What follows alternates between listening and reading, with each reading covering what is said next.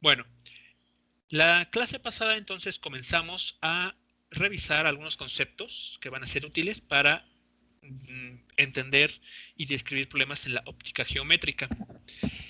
Entonces, básicamente, dijimos que aunque sabemos que la luz es esencialmente ondas electromagnéticas, es decir, campos eléctricos y magnéticos alimentándose mutuamente, ¿okay? Autoinduciéndose, o mejor dicho, induciéndose uno al otro. Este, Vamos a asumir solamente la dirección de la luz como aquella obtenida de considerar las líneas que sean perpendiculares a los planos de los frentes de onda. Entonces, asumida de esta manera, desde este momento, pues vamos a hablar simplemente de rayos de luz, pensándolos como esto, ¿no? Como rayos, no como flechas que denotan este fenómeno. Bueno, entonces, utilizando el principio de Fermat, que nos habla de que dados dos puntos, la luz va a propagarse para llegar de uno a otro, siguiendo aquella trayectoria del cual el tiempo sea mínimo, obtuvimos la ley de reflexión. La ley de reflexión nos dice que cuando la luz incide sobre un objeto como un espejo, una superficie reflejante, este va a emerger de esta superficie haciendo el mismo ángulo que el rayo de luz incidente realiza con la línea normal. La línea normal no es otra cosa más que una línea imaginaria construida de forma ortogonal a la superficie reflejante. Entonces, bueno, ahí hicimos un poco se comentó un poco de lo que se tenía que hacer y se obtuvo este resultado, ¿no? Que el ángulo θ1 es igual al ángulo θ2. Ángulo incidente es igual al ángulo reflejado. Eh, Siguiendo con con otra parte, vimos o comentamos lo que es el índice de refracción.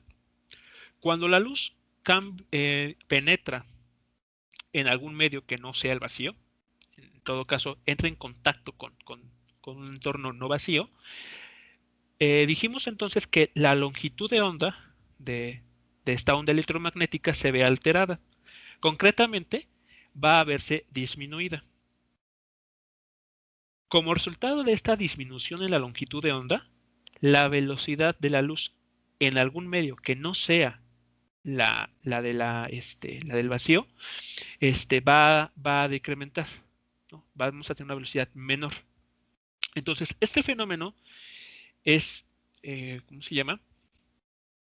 Va a ser muy útil, como veremos más adelante, para aplicaciones tecnológicas. Entonces, bueno, teniendo esto en cuenta, es decir, que la luz va a interactuar con un entorno no vacío, y aplicando nuevamente el principio de Fermat, asumiendo que la luz cambia de un medio 1 a un medio 2, obtuvimos lo que se conoce como la ley de Snell o la ley de la refracción, la cual nos dice que eh, existe una relación entre el índice de refracción en el primer medio y el ángulo de incidencia que hace un rayo de luz con la línea normal en el primer medio, con el índice de refracción en el segundo medio y el ángulo θ2, que es el ángulo que vamos a llamar como refractado.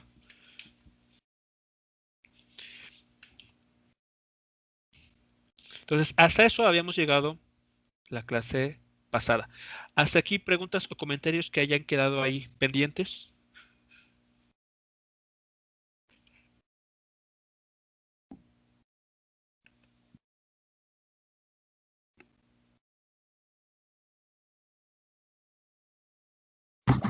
No, profe.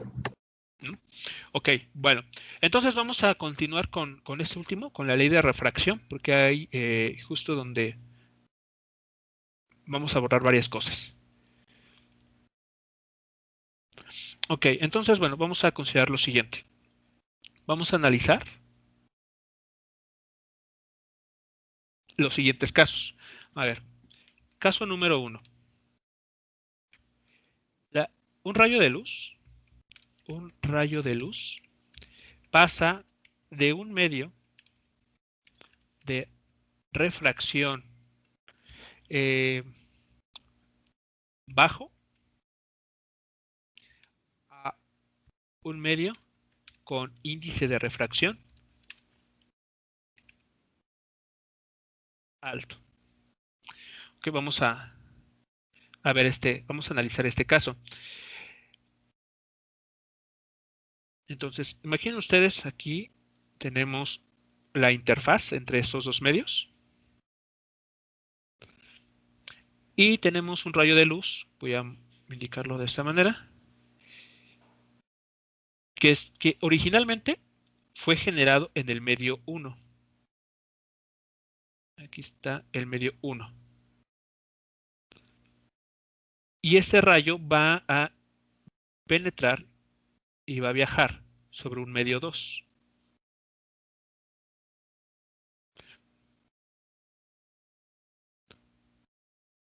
Aquí nada más lo dejo así.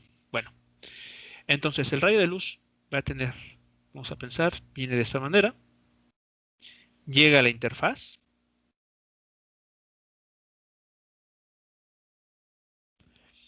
y va a propagarse hacia el interior del segundo medio. La pregunta es, ¿cómo lo va a hacer? ¿Cómo podemos responder esa pregunta? Bueno, equivale a decir cómo va a ser el ángulo de refracción en el segundo medio. Para ello, bueno, vamos a considerar lo siguiente.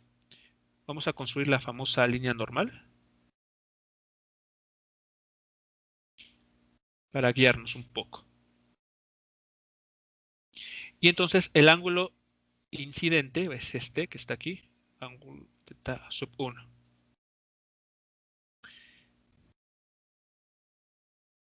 Lo que estamos diciendo en este caso es que el índice de refracción del primer medio es menor al índice de refracción del segundo medio.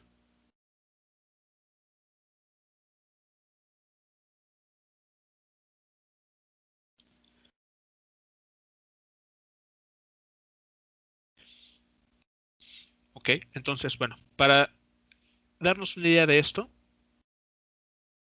vamos a asumir el siguiente caso. Concretamente,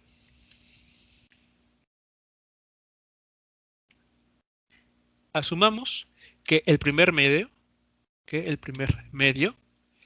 es aire.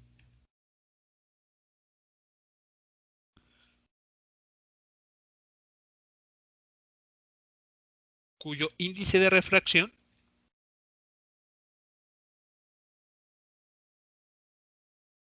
es aproximadamente 1. Entonces, bueno, los índices de refracción de cualquier material uno lo puede encontrar en tablas, en la literatura o incluso en internet. Entonces, bueno, aquí para digamos, visualizar, dar un ejemplo numérico, vamos a considerar que el primer medio es aire y el segundo medio que sea agua.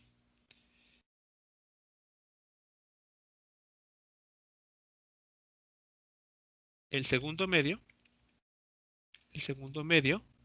será agua,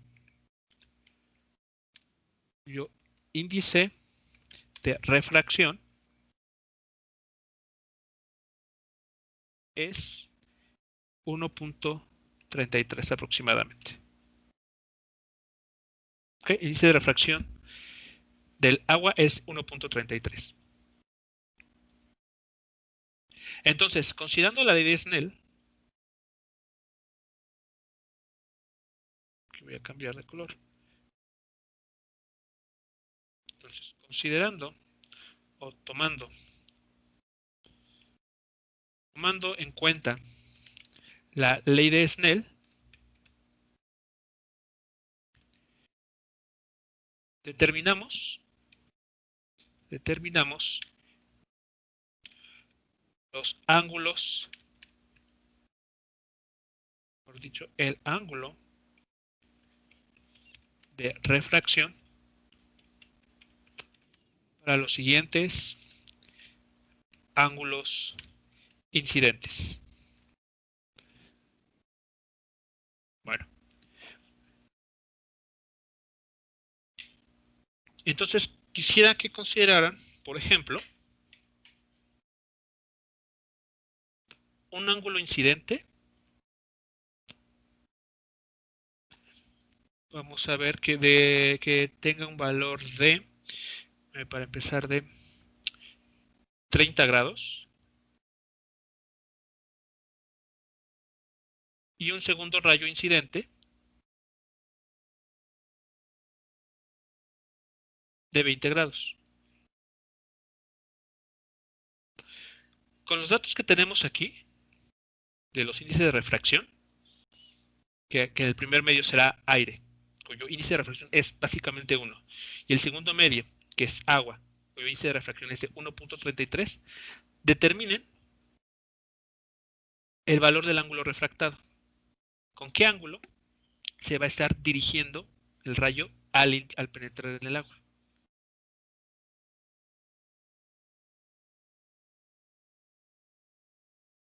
La ley de Snell, bueno, pues la tenemos de la clase pasada.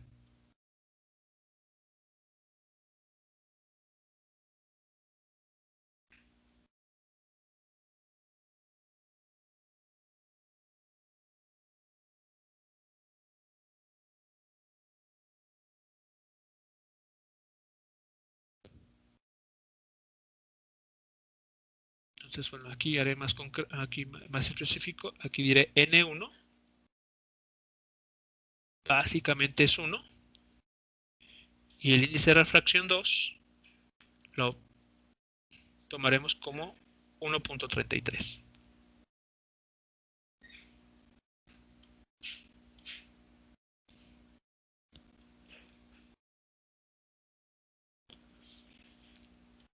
La de Snell está aquí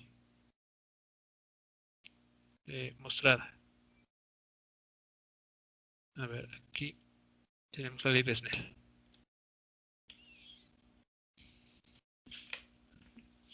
Entonces, consideren esta ecuación. Y por favor determinen los ángulos refractados o de refracción para cada uno de estos dos casos.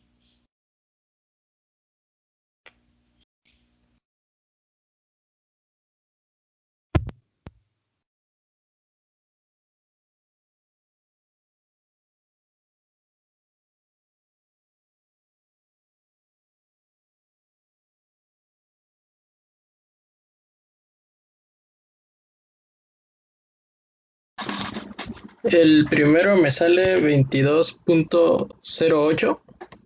A ver, vamos a retomarlo. Para cuando la luz incide con un ángulo de 30 grados. De 30 grados, su ángulo refractado Sí. es 22.08.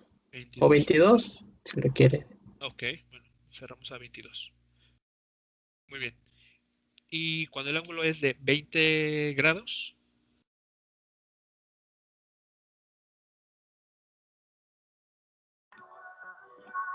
14.9. 14.9. O sea que eso lo podemos cerrar a 15, ¿no? Para fines prácticos. Ajá. Muy bien. A ver, entonces, aunque solamente estamos tomando dos datos, estamos construyendo solamente dos datos. ¿Qué se puede observar? Pues rápidamente.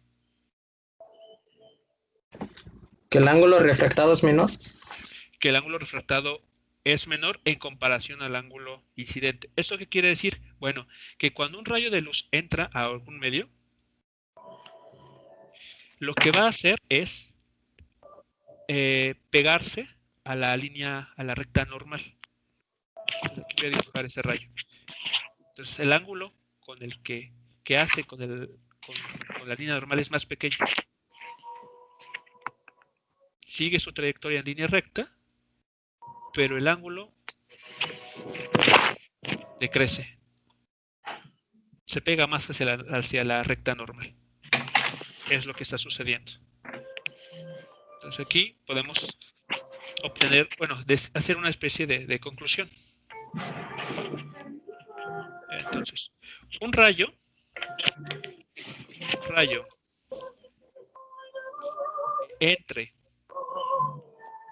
que entre a un material de índice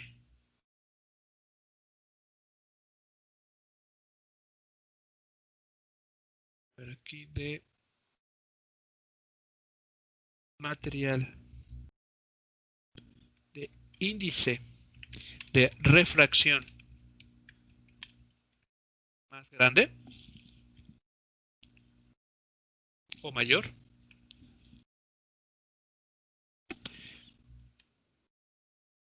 se desvía a la recta normal. ¿Qué es lo que está pasando? En términos de los ángulos, como bien se acaban de verificar, es que el ángulo incidente termina siendo mayor al ángulo refractado. ¿Okay? Y eso tiene que ver justamente con el hecho de que la luz disminuye su velocidad o cambia su velocidad en el segundo medio.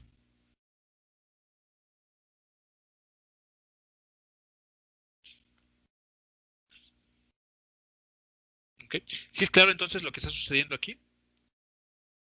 O la conclusión, por ejemplo, el ángulo incidente, θ1, es en comparación mayor a θ sub 2. Es decir, pues el ángulo en este segundo medio, con mayor índice de refracción, pues tiende a pegarse a la recta normal.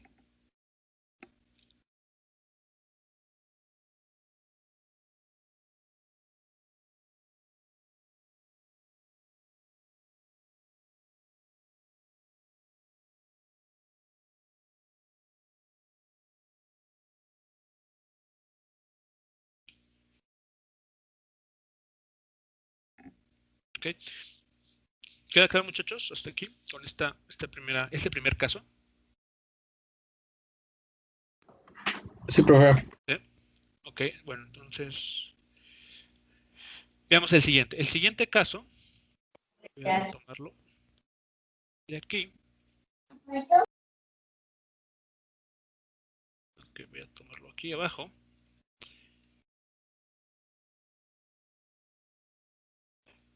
Y bueno, vamos a quitar algunas cosas.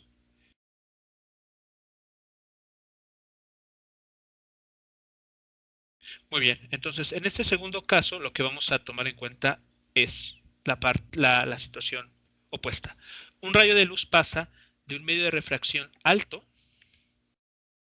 a un medio con índice de refracción bajo. Entonces vamos a intercambiar los papeles aquí. Para ejemplificar, aquí vamos a decir lo siguiente. El índice de refracción del primer medio es mayor en comparación al índice de refracción del segundo medio. Con números podemos establecer lo siguiente. Supongamos que el rayo de luz está viajando originalmente en agua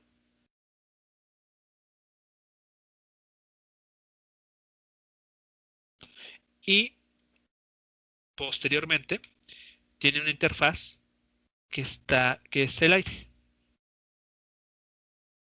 Esto es prácticamente uno. Entonces la pregunta a resolver ahora es, ¿cuál va a ser el ángulo de refracción en ese segundo medio? Dadas estas condiciones. Entonces, para retomar lo que tenemos aquí considerando aquí la misma instrucción,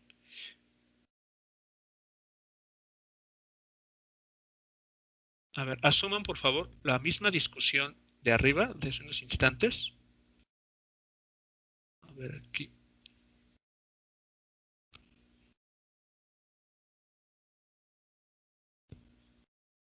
A ver, aquí tengo. Ok, está.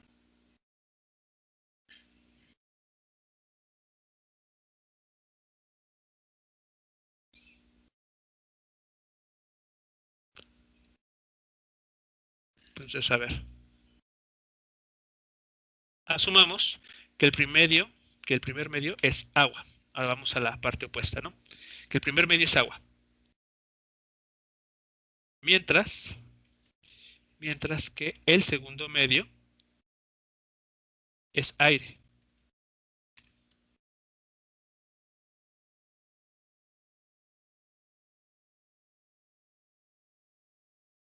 Entonces, tomando en cuenta la ley de Snell, cuáles serán los ángulos para estos casos?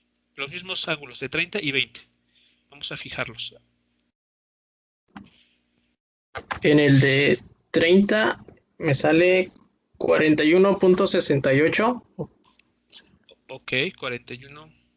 o 42, podría ser ya. Sí, lo podemos, bueno, redondear para nuestros fines. Entonces, 42, me dices.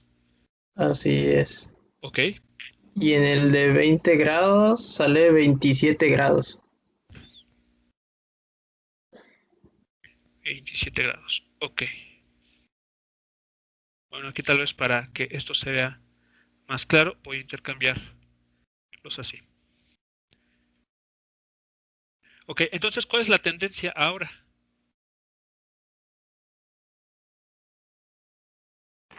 Se aleja de la normal. Correcto. Entonces, cuando ahora la luz pasa de un medio de alto índice de refracción a uno bajo, la luz el rayo de luz en el segundo medio se aleja de la normal, se desvía de la recta normal. Entonces, aquí podemos tener en nuestra figura de hace unos instantes la siguiente situación. Es un poco exagerada para resaltar esa parte. Entonces, el ángulo que ahora se hace con la línea la normal, pueden darse cuenta, pues se ha incrementado. Y esto, repito una vez más, tiene que ver justamente con el hecho de que la luz cambia su velocidad de propagación en cada uno de los medios. Bueno, esta manera de conclusión podemos parafrasear lo siguiente. Un rayo de luz que entra a un material con menor índice de refracción,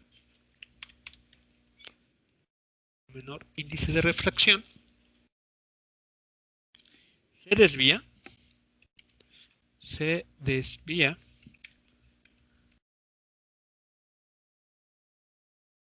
alejándose de la recta normal. Recta normal.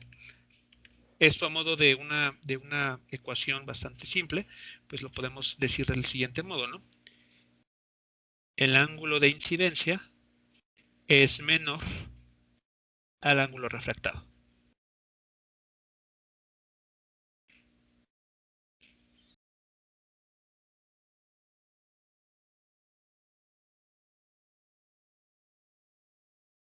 ¿Ok? Entonces, con estos dos casos, ¿quedan claras entonces lo que está sucediendo en el fenómeno de refracción? ¿Cómo se comporta la luz según sea el caso, según pase de un medio a otro?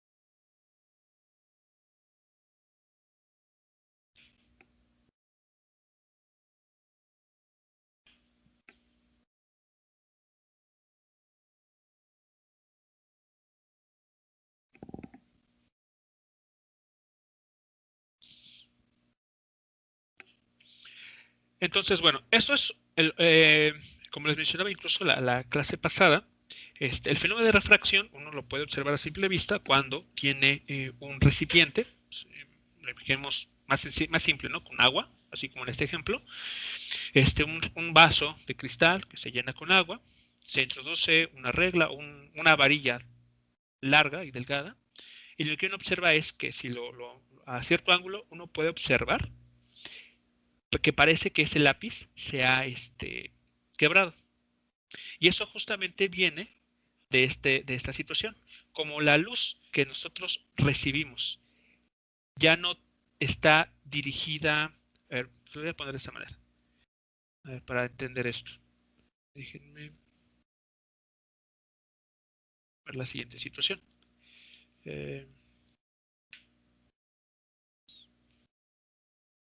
Bueno, no sé si ustedes en casa tendrán, por ejemplo, alguna pecera o alguno de estos artículos, pero bueno, déjenme verlo.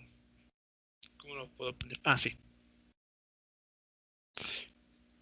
A ver, pensemos en una, sí, literal, una pecera. ¿Ok?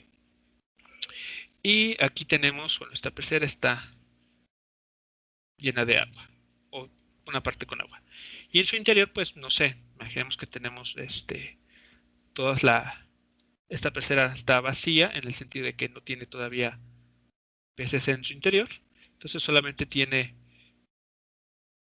lo que se utiliza, ¿no?, para decorarla. Entonces imaginemos que estamos aquí con una piedra ahí, una base, una piedra ahí colocada en el fondo.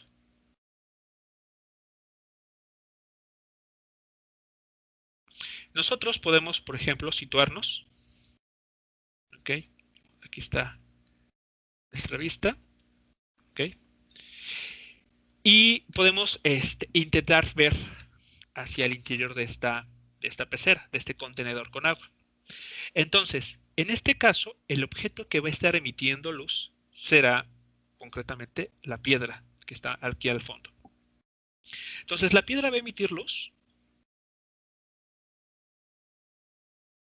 de esta manera, ¿no?, siguiendo una trayectoria recta.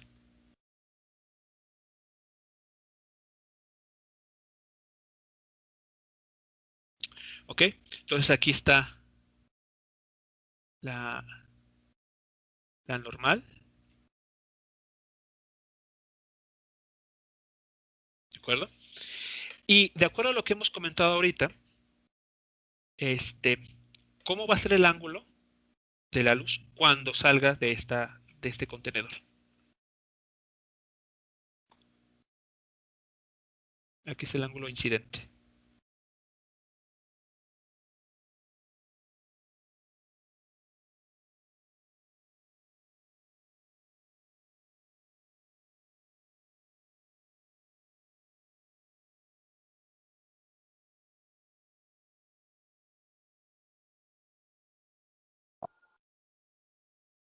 El ángulo será más grande, estará alejado de la normal.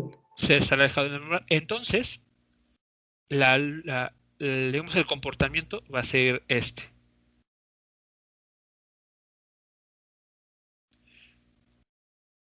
Entonces, el ángulo con el que llegan nuestros ojos, o mejor dicho, el ángulo de la haz de luz que sale de esta interfaz, es mayor que el ángulo con el cual incidió en la normal. Muy bien. Perdón, en la interfaz. Bueno, resulta entonces que nuestra visión, nuestro cerebro, ¿ok?, ¿cómo decirlo?, interpreta la información que viene del entorno. Aquí viene un poco más del funcionamiento de nuestro cerebro, ¿no? Entonces, el cerebro va a asumir, o sea, lo único que va a interpretar es este rayo de luz, o la imagen que yo estoy observando, gracias a estos rayos de luz, lo voy a ubicar en alguna región en el espacio. La manera en que lo va a ubicar es la siguiente. Nuestro cerebro va a interpretar que el objeto no está ubicado justo en esta posición real, sino va a asumir que el rayo de luz proveniente de esta piedra surgió de esta manera. Entonces nosotros, nuestro cerebro, va a asumir que la posición de la piedra es esta. Mejor quito esto para no interferir. A esta posición se le conoce como la posición aparente, porque el objeto físicamente no está ahí. Nosotros, nuestro cerebro, traduce la información que le está llegando con este rayo de luz. Y siguiendo el principio de que un rayo de luz se viaja en línea recta, pues asume que entonces el objeto está en esta posición, cuando en verdad está a una distancia distinta.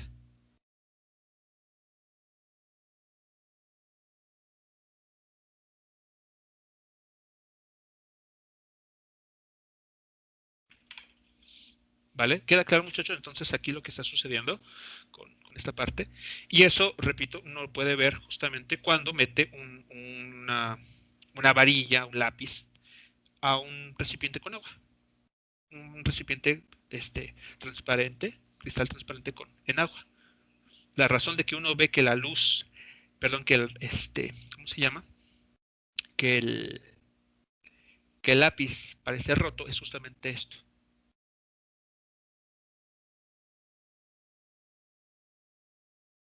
¿Ok? Pero digamos, la magia no acaba ahí. Porque si uno comienza a cambiar digamos, uno empieza a moverse ¿cómo se llama? Eh, en esta situación, es decir, comenzamos nosotros a movernos, va a haber alguna posición en la que la imagen de esta piedra desaparezca, en la que ya no la veamos. Momentáneamente pareciera que la piedra se esfumó, no la podemos ver. A este fenómeno, bueno, la explicación de ese fenómeno da lugar a lo que vamos a llamar ahora la reflexión total interna. La reflexión total interna consiste en lo siguiente. A ver, entonces, diremos lo siguiente. Existe un ángulo crítico. Bueno, ahora lo vamos a llamar teta sub c. Ahora pongo el símbolo para el cual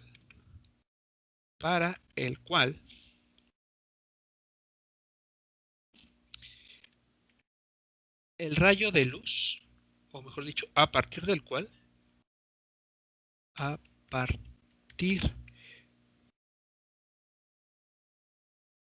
a partir del cual, el rayo de luz proveniente de un medio con índice de refracción alto queda atrapado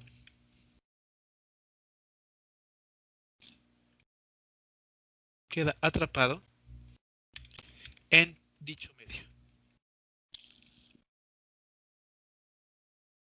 O el medio incidente.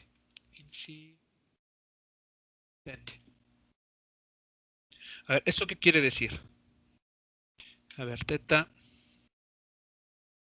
sub c. Bueno, como ya vimos, el, cuando la luz pasa de un medio de alto índice de refracción a uno bajo, el ángulo refractado comienza a ser más grande en comparación al ángulo incidente. Se aleja de la normal. Entonces piensen en la siguiente situación. Pensemos aquí varias situaciones, varios casos. Aquí está la línea normal. En 3 casos, límite. Entonces, en todos estos casos, el primer medio es el agua. Entonces, vamos a ver. El agua, aquí abajo. Y arriba tenemos aire. Entonces, pensemos justo en el ejemplo que les comento aquí de la pecera y esa piedra. Bueno, entonces la luz de esta piedra va a llegar a la superficie del aire, la superficie del agua haciendo algún ángulo.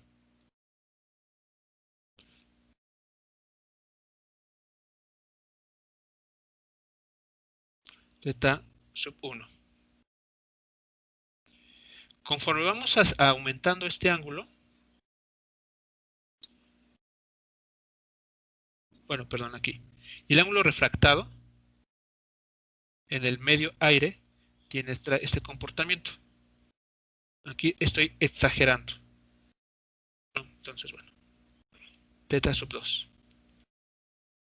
Bueno, para un segundo rayo, creo que sí es un poco más grande el ángulo. Para un rayo con un ángulo incidente, que justamente es el ángulo crítico, ¿qué va a pasar con el rayo de luz del segundo medio? El ángulo refractado va a ser exactamente 90 grados. Es decir, que el rayo de luz es paralelo a la interfaz agua-aire. Entonces el rayo de luz sigue esta trayectoria. A este ángulo es justamente el ángulo que estamos llamando crítico. Cuando el rayo de luz hace ya 90 grados, el ángulo refractado es de 90 grados, estamos entonces hablando en ese momento del ángulo crítico. Arriba de ese rayo, arriba de ese ángulo, cualquier otro rayo que sea lanzado a la interfaz,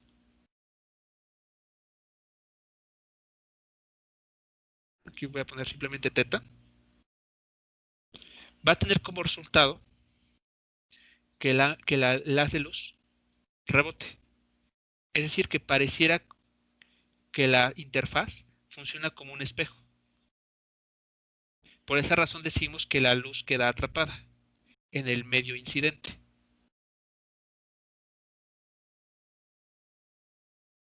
Y a esto se le conoce, a este fenómeno se le conoce como la reflexión total interna. Y siempre se va a presentar cuando la luz pase de un medio de alto índice de refracción a un medio con bajo índice de refracción. ¿Preguntas aquí, muchachos? ¿Comentarios?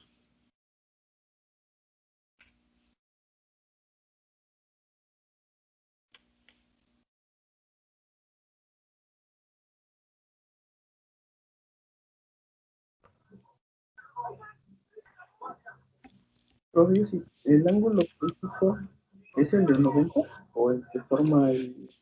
Ah, no, ya lo vi, perdón. No, el ángulo crítico se encuentra en el medio incidente. O sea, tú lo mides en el ángulo en el medio 1. Porque tu rayo de luz viene de ese medio y lo estás queriendo mandar a un medio de bajo índice de refracción. Entonces, el ángulo crítico lo mides en la región incidente.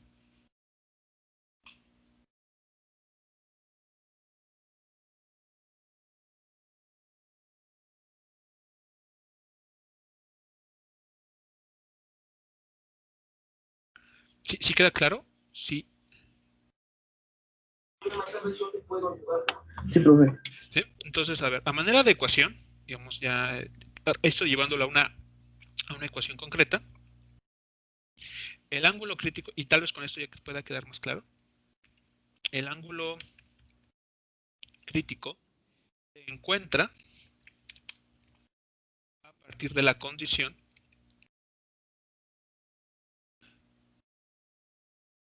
entonces, como para una interfaz de estas características, ¿cómo encontramos el ángulo crítico? Pues de una forma muy, muy simple. De la ley de Snell tenemos el índice de refracción del primer medio por el seno del ángulo incidente. Y eso tiene que ser igual al índice de refracción del medio número 2 por el seno del ángulo refractado. Esa es la ley de Snell, ¿no? La que vimos la semana pasada. Para determinar el ángulo crítico, lo único que hay que hacer es lo siguiente. El índice de refracción 1, ese no cambia. Pero lo que ocurre es que cuando el ángulo incidente toma el valor del ángulo crítico como resultado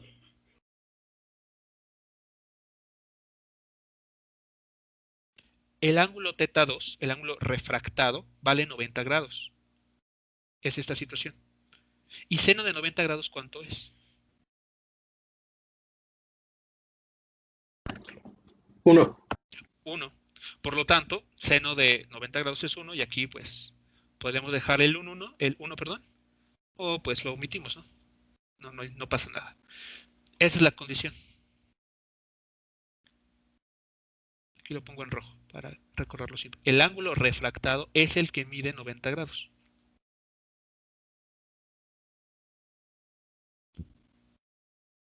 Entonces de aquí el ángulo crítico con el que el rayo de luz se tiene que lanzar, o mejor dicho, el ángulo con el que el rayo de luz tiene que incidir sobre la interfaz, ¿a qué es igual? Al coseno o inverso o arco coseno de el índice de refracción del medio 2, que es más bajo, dividido por el índice de refracción en el medio, bueno, el índice de refracción más alto.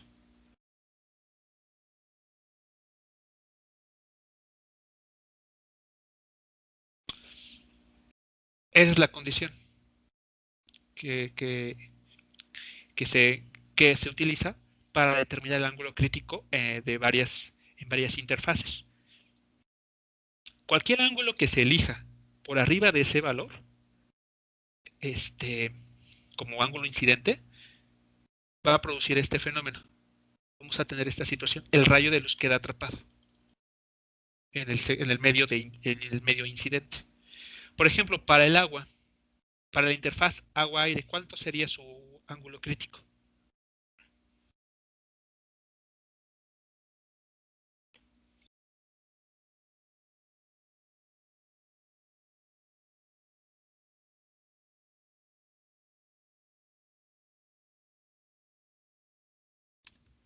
Por ejemplo, o sea, 54 grados. vamos a ver, para la interfaz agua-aire, ¿ok? Aquí, soy muy cuidadoso porque estoy diciendo agua-aire, porque estoy implícitamente diciendo que el primer medio es agua y el segundo medio es aire, ¿de acuerdo? Muy diferente sería la interfaz aire-agua, porque ahí vamos a tenerlo de esa manera, ¿no? Que el primer medio que se enuncie es el medio incidente y el segundo es el medio refractado. Bueno, entonces en la interfaz agua-aire, el ángulo crítico es. Ahora sí, entonces, a ver, para esta interfaz, ¿qué se tuvo que tomar en cuenta?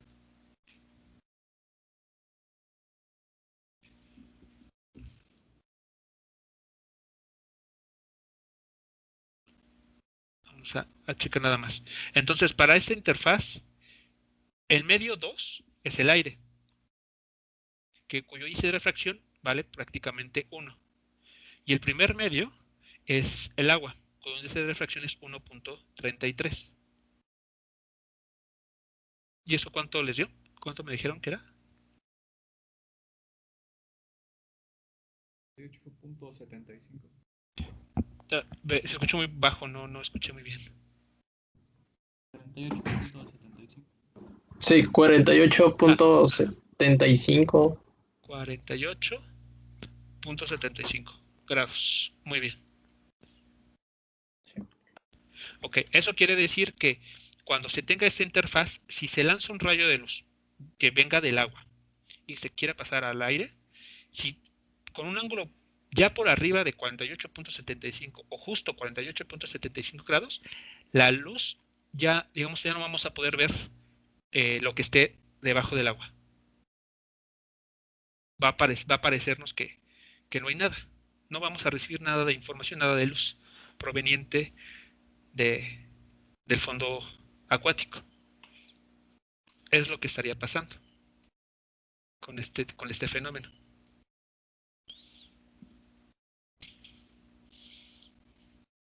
Cualquier rayo de luz que nos llegue proveniente del agua hacia el aire con un ángulo por debajo de 48.75 grados, nos va a llegar información a nuestros ojos y lo vamos a traducir pues en imágenes, ¿no? De acuerdo a lo que esté del otro lado de la interfaz. Pregunta a continuación es, ¿qué utilidad tiene entonces esta situación, este fenómeno?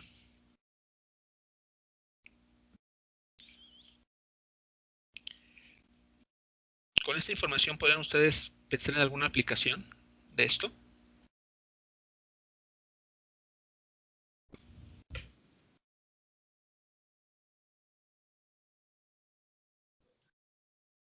¿Podría ser lo de los lentes de tercera dimensión? Cuando pueden ver película en 3D. A ver, ¿cómo? Nuevamente, porque no te entendí muy bien. Que podría ser lo de los lentes que ocupamos para ver la película en 3D. No necesariamente ahí, porque, ¿cómo se llama? Lo que está ocurriendo ahí es un fenómeno distinto. Ahí es lo que mencionaba la polarización. Que digamos piénsenlo en eso como una especie de filtro que se le pone a la luz. Entonces, dependiendo de cómo esté dado ese filtro, pasa o no la luz, pero no tiene que ver con esta situación. La refracción, pienso de esa manera, es básicamente cambiar de medio. La luz pasa de un medio a otro. Serían los paneles solares. Panel solar. Panel solar.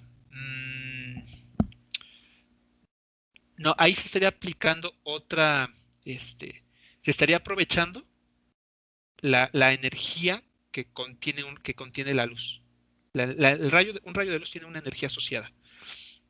Y lo que estaríamos aprovechando ahí es esa energía para transformarla en otro tipo de energía. Como en el video que nos mandó de la fibra óptica. Fibra óptica, justamente la fibra óptica. De hecho, vamos a ver un ejemplo que a ese es el que quería llegar. Déjenme compartirles la pantalla.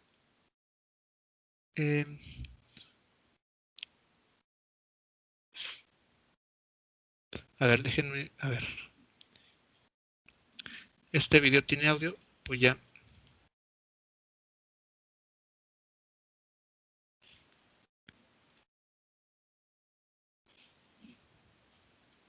Muy bien, entonces, a ver, voy a dejar correr el video, a ver si se escucha.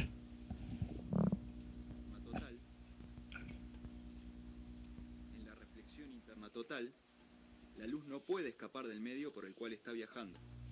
Este es el fenómeno fundamental para entender el funcionamiento de una fibra óptica. Uno de los pioneros en mostrar cómo la luz puede ser guiada usando este efecto fue el ingeniero suizo Jean-Daniel Colladon en 1841. Él mostró cómo es posible confinar un haz de luz en un flujo de agua.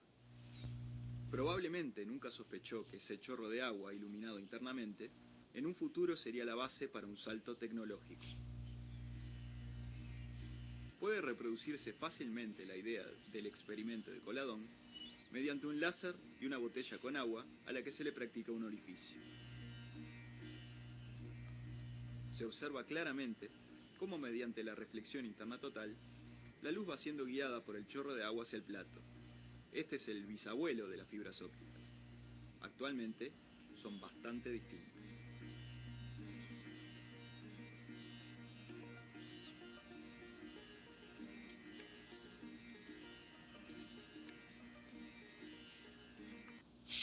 Pueden ver aquí cómo el rayo de luz va siguiendo el chorro de agua. Aquí, en este punto, digamos, la luz quisiera pasar de una interfaz agua al medio aire, un índice de refracción alto a uno bajo.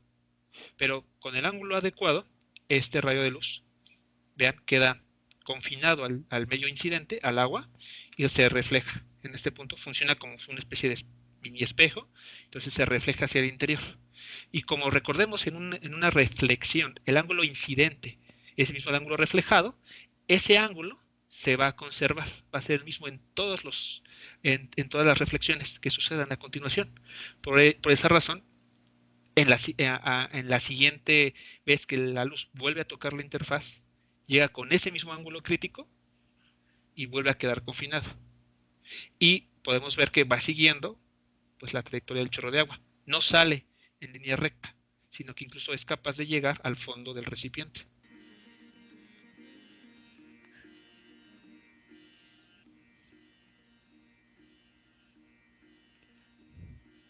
Fácilmente Entonces, empleado. por ejemplo aquí, vean que lo que está iluminado es el fondo de este plato, porque la luz le está llegando.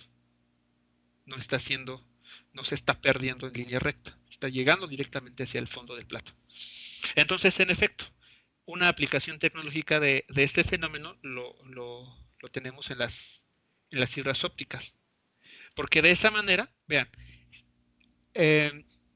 las fibras ópticas, pues al final de cuentas, las utilizamos en telecomunicaciones para la transmisión de información. Entonces, si un material con el que se desarrolle un artefacto para conducir información, para transmitirla, se elabora con un material que disipa energía, o en este caso que la luz la atraviese, pues no va a representar un medio o un artefacto poco eficiente, porque la información que se le provea desde un inicio no va a tener la misma calidad con la que se reciba en el punto de destino. Entonces, una manera de asegurar que la información se conserva sin pérdidas, pues es justamente utilizar un núcleo de un material con índice de refracción más alto, envuelto, se le pone una cobertura a la fibra óptica de un material con este fenómeno. Claro, desde un inicio se tiene que lanzar el rayo de luz con el ángulo adecuado para garantizar que en lo sucesivo pues tengamos reflexiones infinitas dentro del material incidente o dentro del núcleo de la fibra óptica.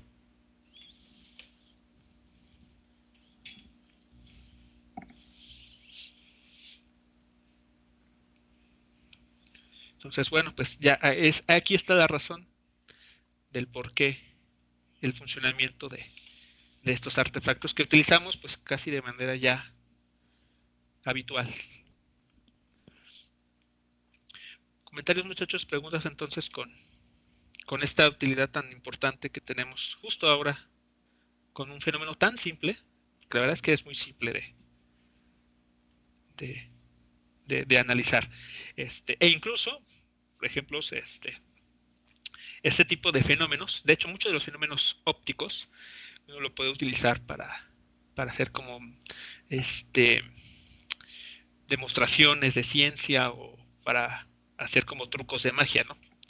Porque pues hasta que uno no conoce concretamente el fundamento físico de ciertos fenómenos, esta situación, por ejemplo, de tener un rayo láser con un chorro de agua poder dirigir, digamos, atrapar la luz, pues podría ser bastante interesante para algunas personas, ¿no? Podríamos, digo, utilizarlo como una especie de trucos de magia. Muy bien. ¿Comentarios? ¿Algún comentario adicional con este último tema de la reflexión total interna?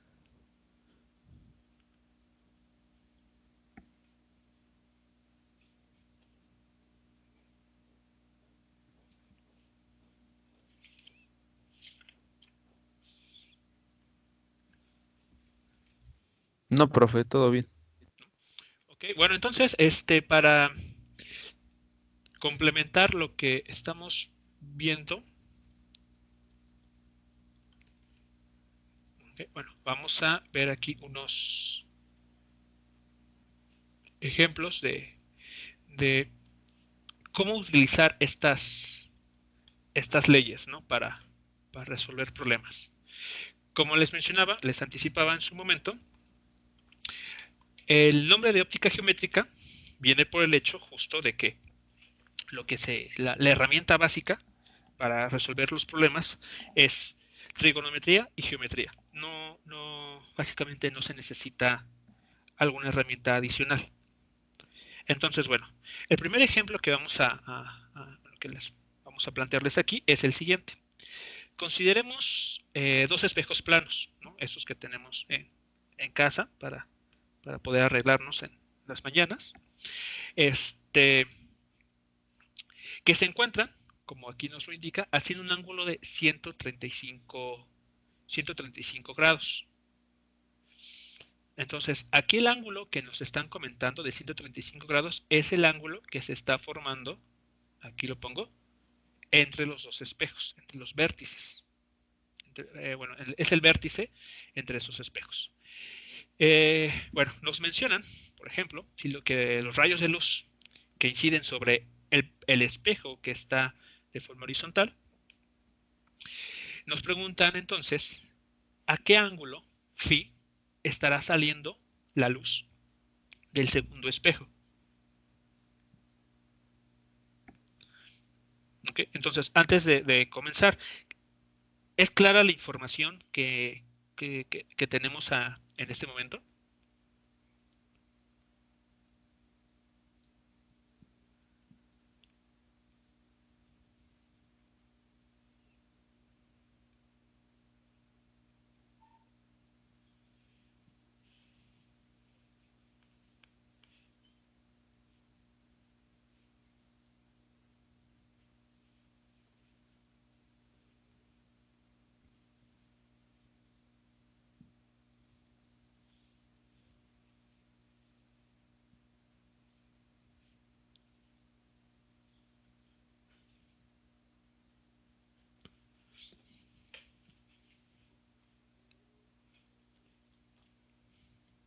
Entonces aquí hay que tener mucho cuidado en cómo traducimos esta información.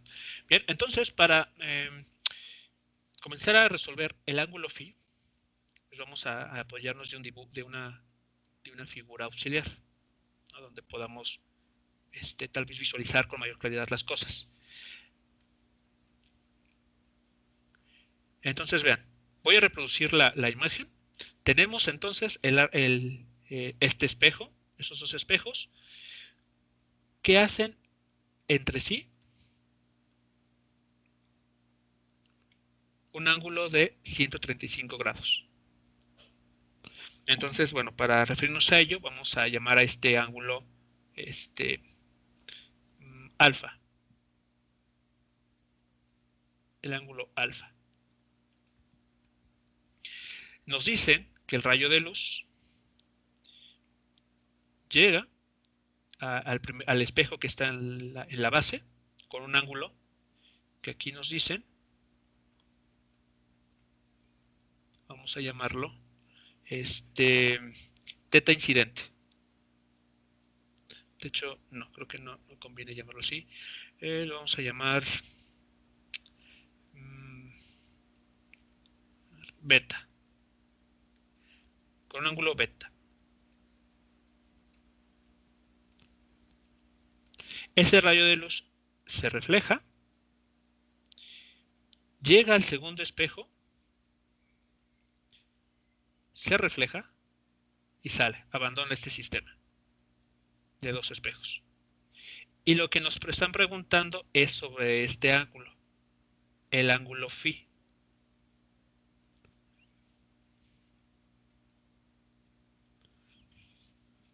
Entonces, ¿qué podemos tomar aquí en cuenta? ¿Qué observaciones podemos realizar en esta figura? ¿Qué pueden notar ustedes?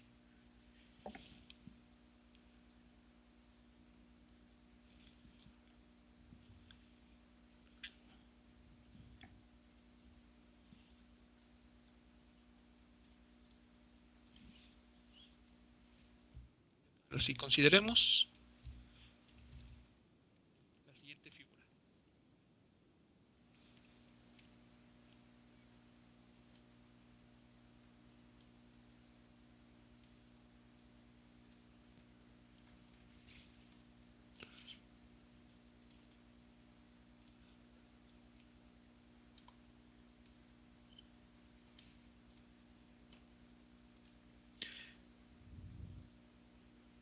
¿Qué podrían aquí notar de este esquema?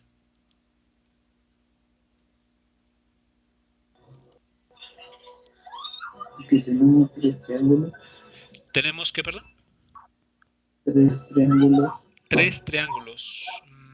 Ok. Vamos a... ¿Quiénes serían esos triángulos?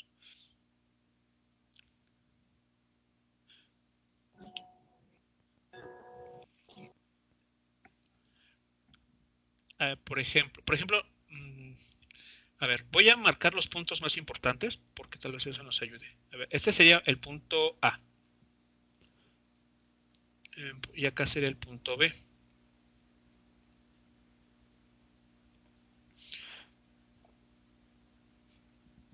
A ver, ¿cuál sería uno de esos triángulos que se puedan visualizar aquí?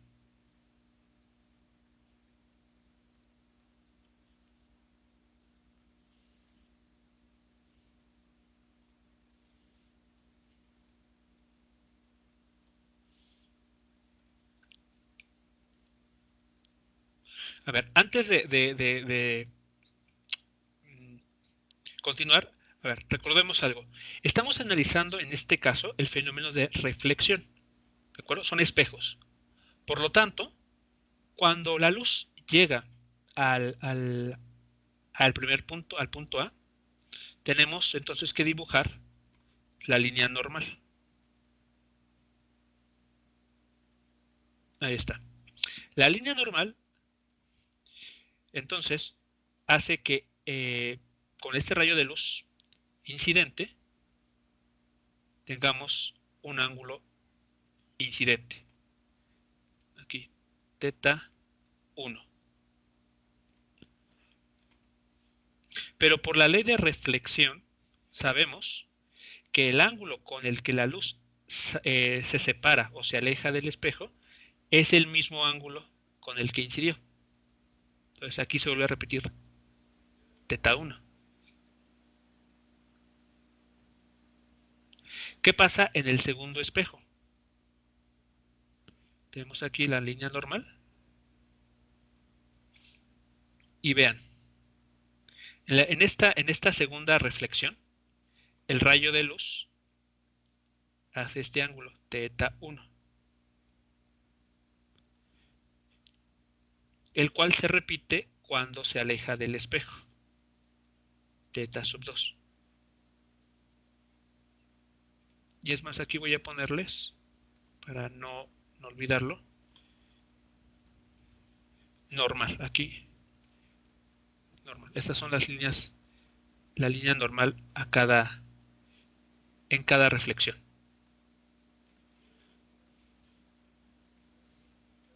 Entonces, a ver, con esta información, a ver si algo más, si esto les brinda mayor ayuda. Podríamos encontrar el ángulo θ1, Ajá, porque con la normal y el espejo formamos 90 grados y conocemos correcto. el valor de beta 38. Ajá, Y conocemos el problema me dice, ¿no? Un espejo a 38 grados, como se muestra. a 38 grados. Ajá. Entonces, a ver, de la figura, podemos decir, ¿no? De la figura podemos obtener el valor del ángulo incidente. Creo que eso es a lo que te refieres, ¿no? Al valor del ángulo incidente en el primer espejo.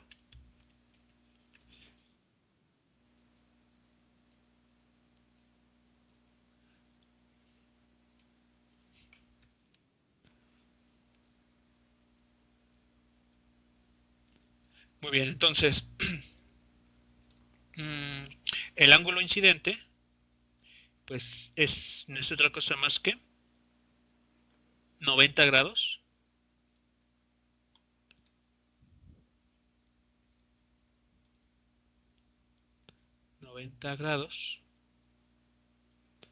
menos beta.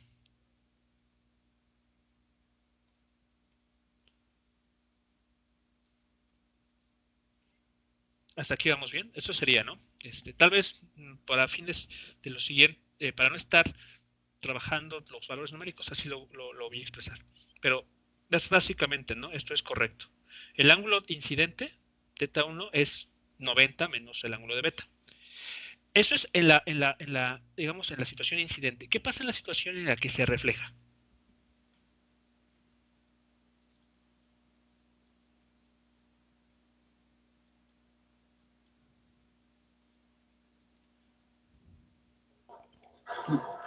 Y de hecho, pensando que como es el mismo ángulo de Ajá. incidencia, bueno, sería, no sé cómo se llama el ángulo, y podemos obtener el pequeño ángulo que se forma entre la línea que se refleja, bueno, el rayo que se refleja, y el espejo, y tendríamos ese ángulo más los 135 que forman los dos espejos, y Ajá. la suma de los ángulos internos de un triángulo es 180, encontraríamos el otro ángulo pequeño y ocuparemos lo que ocupamos al principio con los de 90 grados para encontrar el ángulo incidente del segundo espejo. Así es. Entonces, digamos que es justamente ir llevando la información e irla trabajando de manera adecuada. Entonces, en efecto, sabemos que teta 1 vale 90 menos beta, donde beta vale 38, si lo quieren trabajar con el dato numérico. Pero por otro lado, utilizando la ley de la reflexión, utilizando la ley de reflexión de la luz,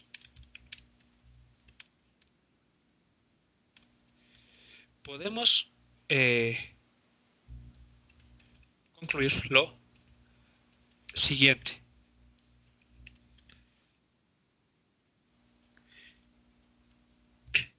En el triángulo que voy a llamar ABC, ¿okay? Por eso delimité los vértices. El triángulo ABC. En el triángulo ABC, el ángulo que se forma entre el espejo y el rayo de luz reflejado en el primer espejo, en dicho espejo, porque estamos hablando del mismo,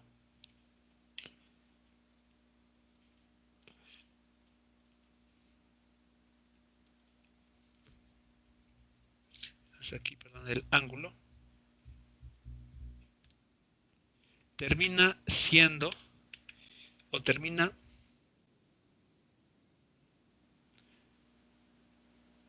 triángulo que se forma ABC. El ángulo que se forma entre el espejo y el rayo de luz reflejado en dicho espejo también vale beta.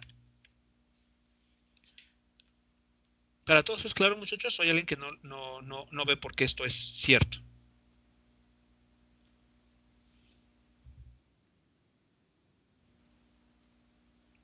Es decir, lo voy a tomar así. Si nos fijamos en la sección del espejo, perdón, aquí, el espejo, y el rayo de luz que salió que salió reflejado de aquí creo que exageré, y el siguiente, a ver así, ok, podemos ver que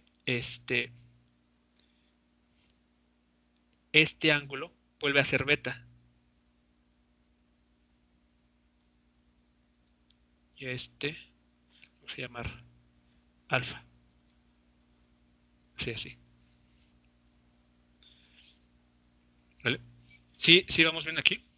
Sí, claro lo que se está queriendo aquí indicar.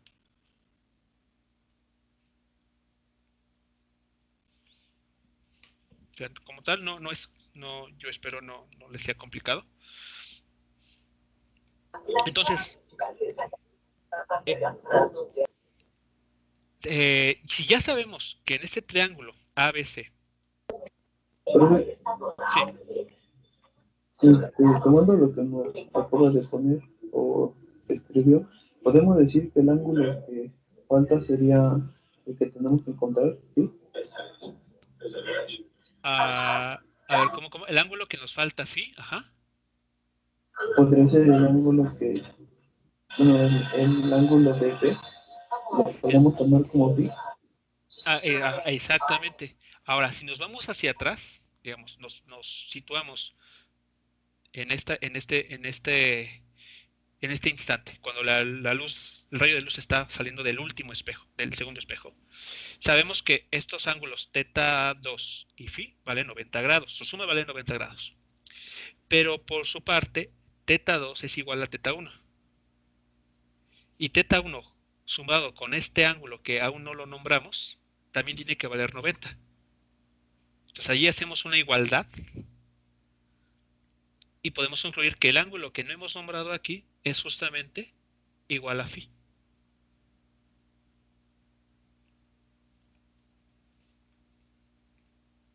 Exacto, es lo que estaríamos obteniendo, así es.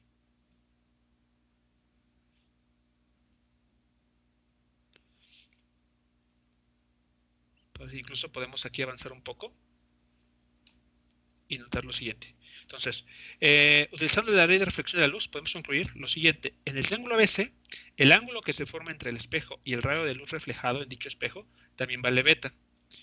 Podemos continuar. De forma análoga,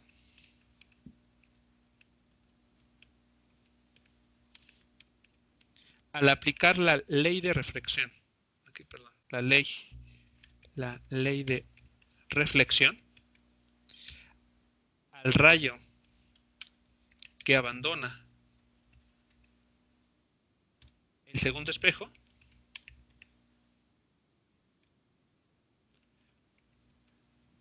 concluimos que el ángulo entre el segundo espejo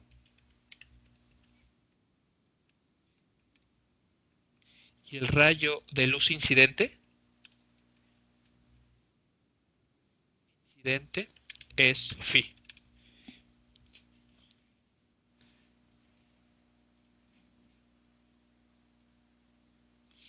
Vean entonces, el rayo para el primer espejo, el que está acostado, esta flechita que acabo de dibujar representa el ángulo, perdón, el rayo de luz reflejado. Pero para el segundo espejo representa el rayo de luz incidente. Entonces, el ángulo entre el rayo de luz incidente para el segundo espejo y este es justamente phi. Si aplican ustedes la ley de reflexión en el punto B. ¿Sí vamos bien?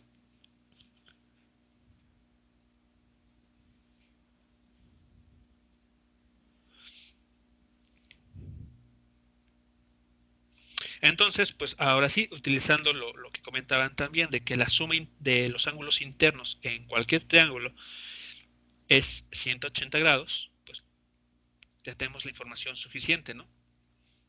Para determinar el valor de phi. Entonces, aquí, trigonometría. Recordando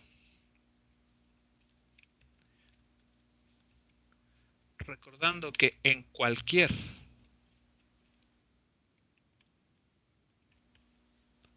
triángulo, la suma de sus ángulos internos es 180 grados, se concluye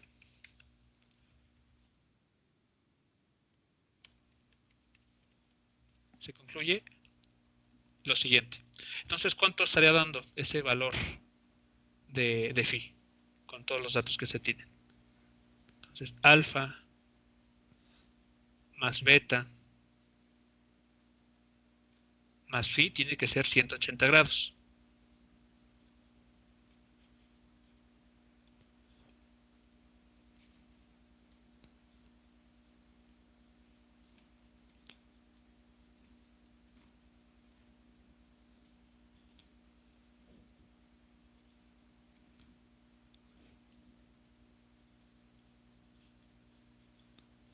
Entonces, con los datos del problema, aquí los tenemos.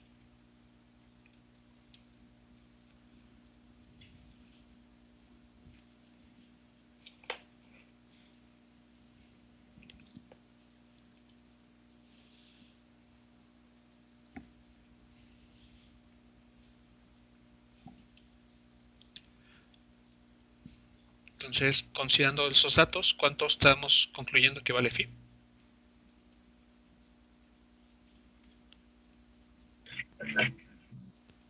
7. 7 grados.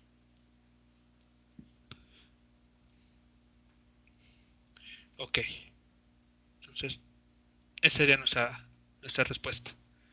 Entonces, como se dan cuenta, pues, digamos, fue necesario aplicar, sí, la ley de reflexión de la luz en 2 puntos, en los puntos de donde se ocurrió dicha reflexión, y pues también un poquito de trigonometría, ¿no? Para encontrar el resultado. ¿Todo claro entonces con la forma de proceder en este primer ejemplo?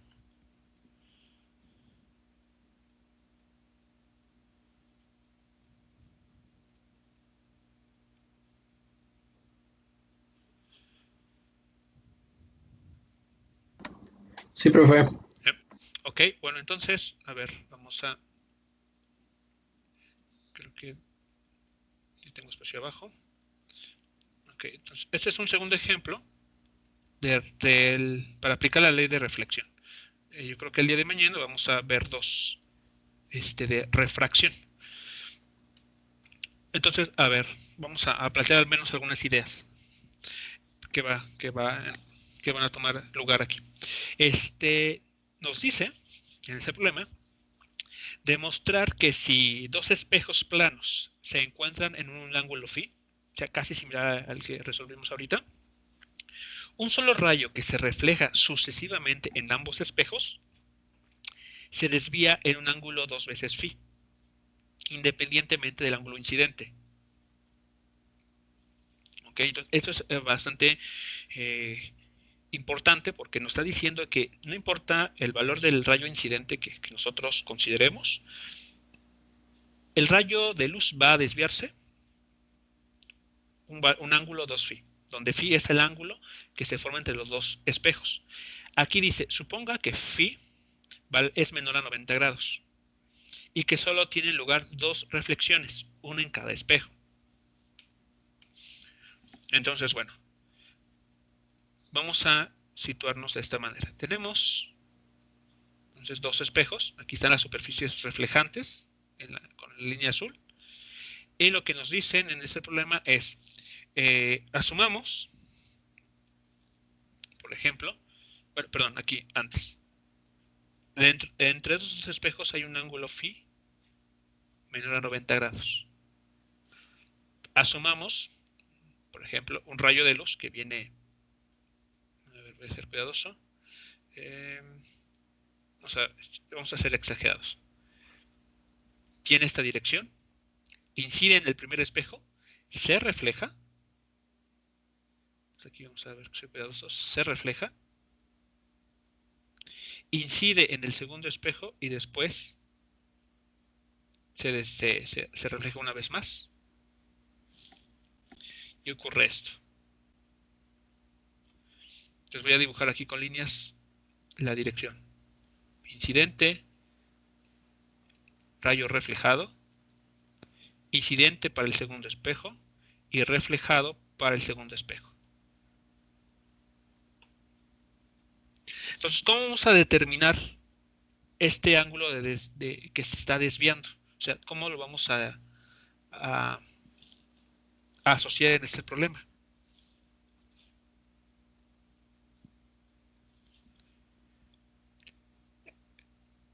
Entonces, nótese, el rayo de luz incidente tiene esta dirección. A ver, yo creo que voy a tener que tal vez cambiar de color este rayo para que sea más notorio. Este rayo se refleja así.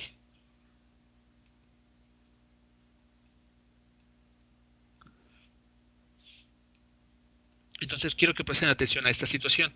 El rayo incidente es la línea, la flecha amarilla. El ángulo reflejado después de la reflexión con los dos espejos es el rayo en color verde. Por lo tanto, el ángulo de desviación, ¿cómo estará dado? Al menos en la figura, sin resolver nada, al menos en la figura. ¿Dónde lo podemos identificar?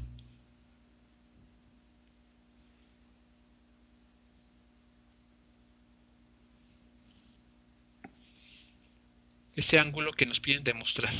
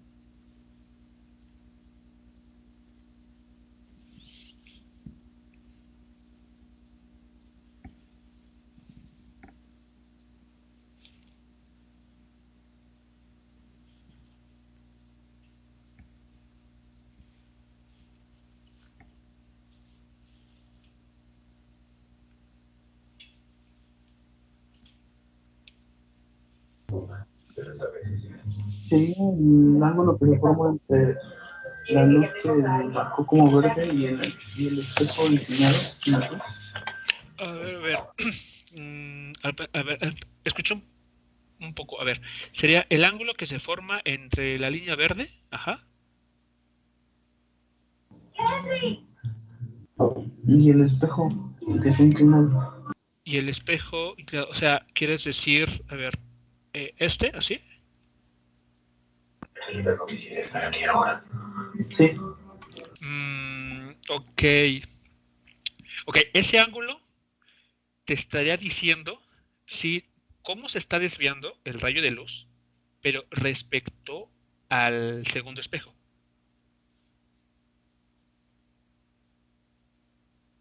Y lo que nos piden demostrar, o de lo que nos piden hablar aquí, es el ángulo en que se desvían el, el- el rayo de luz.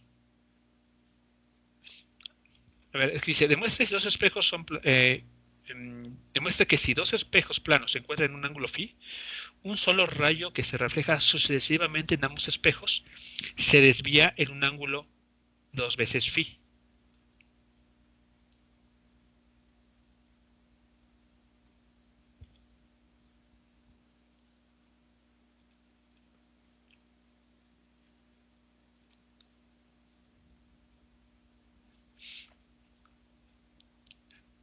Vean, a ver, aquí en esta parte. Aquí tengo el rayo de luz incidente.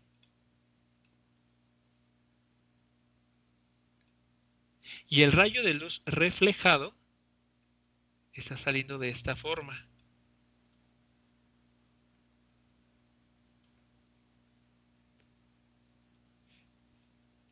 A ver, díganme si ustedes están de acuerdo conmigo. El ángulo en el que podríamos decir que es con el que se está desviando es este ángulo.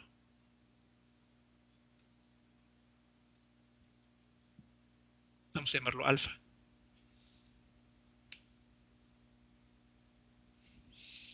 A ver, piensen, si alfa vale cero, si digamos, para algún caso alfa valiera cero, ¿qué podrían decir?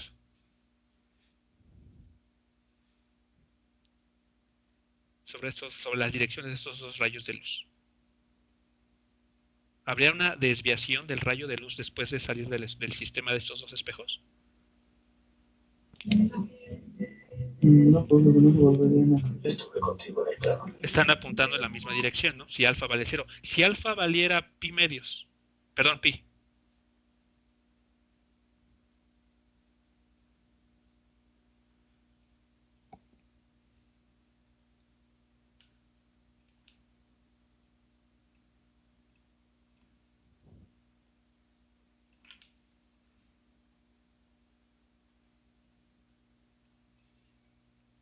A ver, lo que quiero, o sea, en pocas palabras, es que ustedes noten que la desviación, el ángulo de desviación es este. Si alfa vale 0, quiere decir que el rayo en verde, es decir, el que está saliendo después de las dos reflexiones, tiene la misma dirección que el rayo incidente. O sea, eso quiere decir que el rayo de luz no fue desviado. Después de haber pasado por los dos espejos.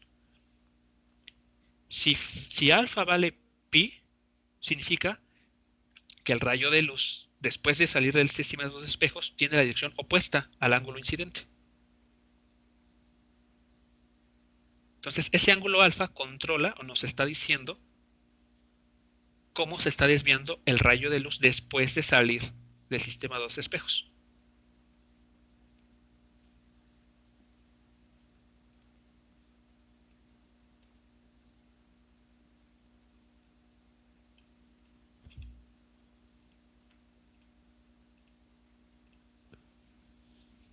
A ver cómo vamos. ¿Sí quedó claro o no? ¿O aún no se convencen? Más o menos, profe. Ok. Bueno,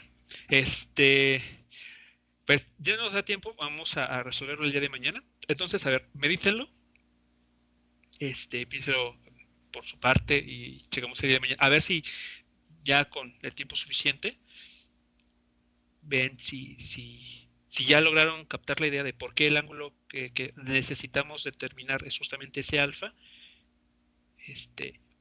para, bueno, poder seguir avanzando. Si no, bueno, pues lo retomamos el día de mañana. ¿Vale? Entonces, bueno, ese queda pendiente, junto con los otros dos que vamos a ver mañana también. Profe. Ok, bueno muchachos, entonces nos reunimos el día de mañana, temprano. Pasen excelente tarde. Hasta luego, Gracias, profe, profe, igualmente. gracias. Hasta luego. Gracias, profe, igualmente. Hasta luego.